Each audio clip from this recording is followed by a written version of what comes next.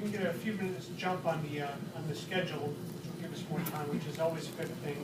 I want to thank you guys for coming to this panel when Marvel was timely.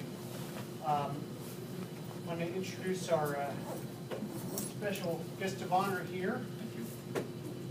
Maybe you'd like to introduce yourself? Yeah, my name is Alan Bellman, and I'm an alcoholic. No, my name is Alan Bellman, and I am only, well, Diet Coke is what I am addicted to, so what can I say? That's a little less debilitating. Yeah, I work with Stan Lee, and I joined Marvel, well, rather, it was Timely Comics at the time, on Columbus Day, 1942. And I remember seeing an ad in New York Times. I'm going to sit down because I'm old and great. And I saw an ad in New York Times. It said they wanted someone to do backgrounds for Captain America. And I told my dad, and I said, I'll go tomorrow because it was Columbus Day. I don't know whether I was a fear of rejection or what. I was all of 18. He said, you go today. I said, I'll go tomorrow, Dad. And this went back and forth. He won. I went. I was greeted in, it was the McGraw-Hill building in New York City. I went into the lobby, and rather into the office, and told the girl I'm here for the job. And Don Rico, who had done the Young Allies, came out, took my work in. It was no more than 10 minutes. He came out and said, you start Monday. So that's the story of the beginning. And I'm going to leave it to my moderators here right now. Well, Alan, I want to ask you, how did your responsibility at Timely evolve? When you started there, you were doing backgrounds and ruling off things, and work that was a little less prominent. How did your role evolve there as you went? Well, I guess they may have recognized talent, forgive me. But it was shortly after they started giving me my own script. And I think the first feature I did was called The Patriot, who soon died when the war was over, you know, of course. Some characters lived on, of course, like Captain America, Batman, and so forth. Well, your tenure on Captain America did not overlap with Joe Simon and Jack Kirby. When you started on Cap, did they show you their work and say, this is the sort of action we want? Was there a Bible of any sort, or how were you left to determine the look of the series? Let me say this. Simon and Kirby left prior to my joining Timely Comics. So I never did meet, or did I ever meet, Jack Kirby, which I regret. But let me jump ahead. I did meet Joe Simon in 2007 at a convention in Montclair, New Jersey, hosted by Michael Uslan, the producer of Batman movies. And I said, after meeting Joe, I said, thank you. He says, for what? I said, well, Joe, when you and Simon, when you and Kirby left, you left us, you know, an opportunity for me to join the staff, or the bullpen, as we called it. He laughed. Describe what an average workday was like. Did you work in the office? Did you go in at a certain time? And how was the work structured during the day? It was office hours. We went in, I believe, at 9 o'clock and left around 5 or 6. Carl Burgos, who created Human Torch, sat behind me. We had gentlemen like Sid Shores and Vince Salacia. Sid Shores took over Captain America. He penciled it, and Vince Salacia, who sat next to him, inked it. Now, Vince Salacia was a very nervous guy, and he inked in the same manner. You know, his hand would, but he did a beautiful job. He was a great inker. In fact, he had inked something I had done when I did some work for another company. And Shalom. Aldrich did that. So, working in the office, we had Martin Goodman, the publisher, put out a movie magazine, a lot of pulp magazines, and let me relate a story. The editor of the movie magazine, Bessie Little Herman was her name. That was her name. She said, "Alan, how would you like to go with me to interview the new starlet?" I says, "Bessie, I can't leave. I'm only a worker here." And that starlet was Shirley Shrift. Now, can you tell me who Shirley Shrift was? No.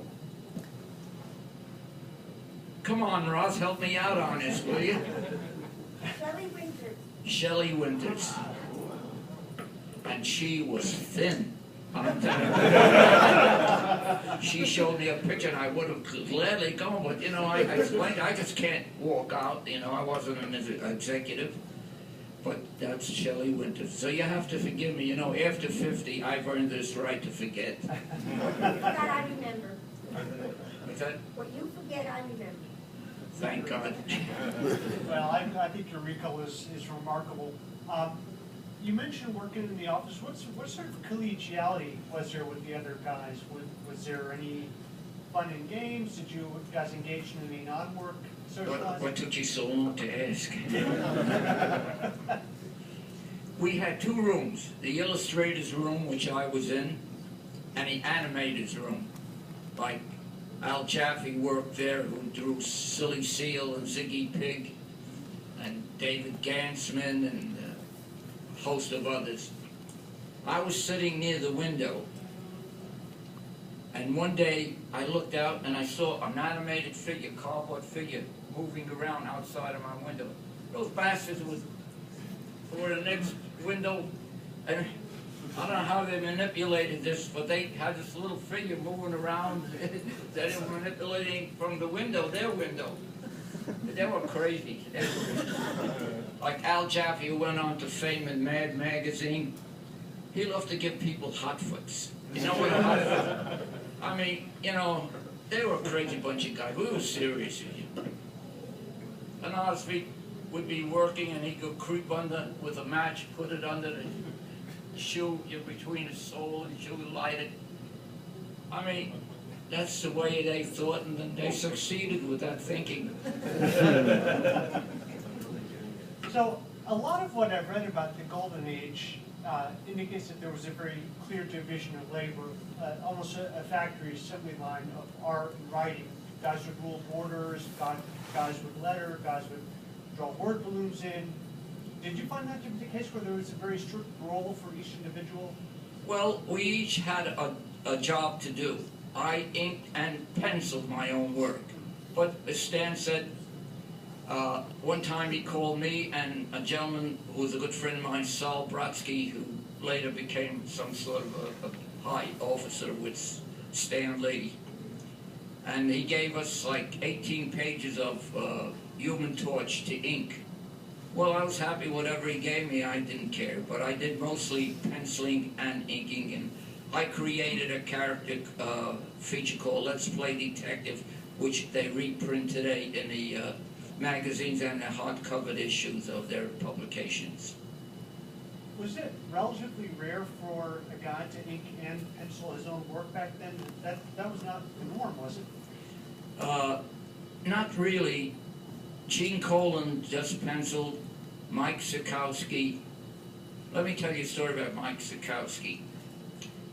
He, I think, was all of 18 or 19, and he was a very good artist. How the hell he got his work done, I don't know, because every time you saw Mike, he was sitting back like this. But he was good and very fast. Next to him sat a young lady that I went to high school with called Violet Barkley. She was an inker. Mike and Violet Barkley were a twosome. Next to Violet Barkley sat George Klein, a handsome debonair, walking right out of Gentleman's Quarterly, or and it seems that Violet and George Klein sort of were having something. Mike Sikowski went to Stanley, and this is a story that was told to me. He wanted to have Violet Barkley fired, or I'm leaving. And Stanley said goodbye, but he didn't leave. But Violet Barkley, I remember her, we went to the High School of Industrial Art. She was a student there at the same time I was. And we waited for the bell, and she stood on the third or fourth step like a goddess. Black hair, beautiful, beautiful young lady. Little did I realize that we would be working with her in some, distant time. The only thing that used to strike me, she used to use India ink for mascara. Would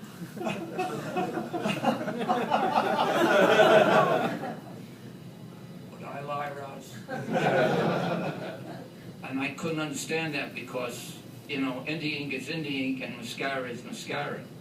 And, she recently passed away, and it was sad to hear that. Maybe she inked with mascara. Well, It's cheaper. No, but she just would dip the brush into the ink, and yeah, honest. She had some control, I Who's guess. that? What happened to the guy's original art back then? Was there any awareness of it, of how it got disposed of, or any desire to keep it? I know the way original art was perceived back then is different from the way it is now. You really know how to hurt a guy, don't you? We never saw our work. It went into a warehouse in Newark. Little did we know, little did we realize that I wouldn't even be here if I had my original work. But the thing is, the fact is, people are making money of it. Someone has it, and other artists too.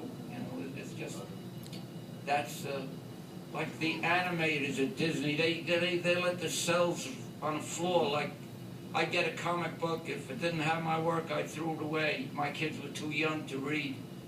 And yeah, I was married at a very young age, I had a good job and so forth, but I just can't imagine, to have the foresight to say, hold on to this, hold on to that, or something like that. We didn't know, the animators didn't know that every cell they could sell, or every old issue. And we can't go back, but for me, I say thank God, what I have. You ever see a grown man cry? Well, was there a sense that if you hadn't asked for it, you might have gotten it, or was there no awareness that you could even ask for it? Because some guys I've read said that once it was reproduced, it had no value. Its only value was in being reproduced. And after that, the originals didn't matter. Was that the mindset? No, we just didn't care. We did not know. We were lucky to get paid. We were happy to have a job. I was all of 18. I mean, a dream came true at a very early age for me. And I was happy. I finished with the work and offer went, and that was the end of it. That's I guess, the whole attitude of everyone. Because no one that I know ever asked for their work back. Yeah. Did you want to Sure. Along that same note, I believe you had a story of Action Comics. I believe there was a story along the lines, similar lines, I think. Oh, yeah. I bought I was all of 14 or 15. I was in junior high school. And I bought the first, I had a dime, a thin dime burning a hole in my pocket. My parents were in a bakery business, and I was going to go home and have lunch, and I had this little dime there, and I walked into the local candy store. I was going to buy a Hershey bar. Hey, for a nickel, you got a big Hershey bar like that. And I saw this magazine, Action Comics, hanging from a wire. I saw this guy in blue underwear holding up a car. And I bought it. I bought it. And what became of that? You still have it? If I still had it, you think I'd be sitting?